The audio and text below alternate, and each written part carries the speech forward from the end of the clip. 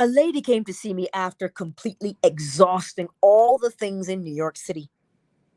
She went to the police department first, then she went to the detective agency and paid a goodly price to find the furniture that had disappeared while she was in Europe for almost a year with her children. She left her furniture and her apartment. She was paying the rent every month, and yet, when she came back, there was no furniture. So she sought the help of the police department. She sought the help of the private agency, and they couldn't locate it in all of the things that they did in New York City.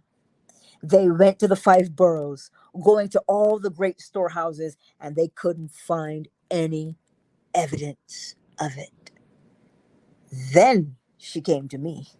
She knew me well. Well, she could have come first and saved herself time and money. No, she's going to take Caesar's way first. When Caesar failed, she came.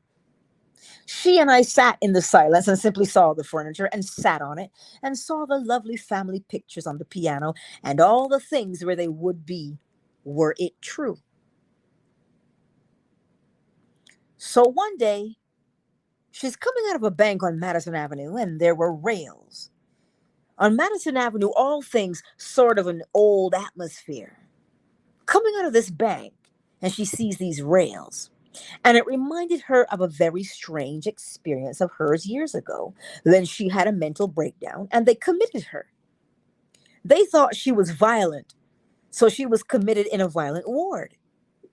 So when she saw these rails, it disturbed her.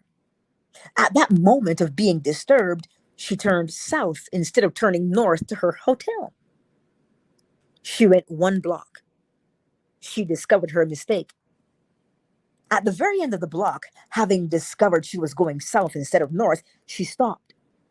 And as she was turning around to go north, she sees a familiar pair of ankles. There they are. And just before the light turned green for her to cross the street, she sees. She looks at the face. It's her maid. And she goes and she holds the maid, and the maid begins to scream. She said, I'm not going to hurt you. I only want my furniture. And I'm not leaving you. I'm not letting you go until you take me right this very moment to my furniture. So she hailed a cab. And together they went into the cab, and the maid took her to her furniture. The maid, in that interval, thought, well, this lady is always a little bit off. She will not know. So she'll disappear with the furniture.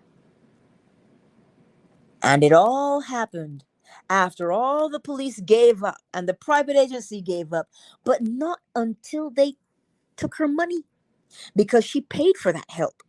And then they couldn't deliver the goods. It was not contingent on finding it. It's simply putting in time. They put in X number of weeks or months. If you want to pay for it, they'll try to find it for you.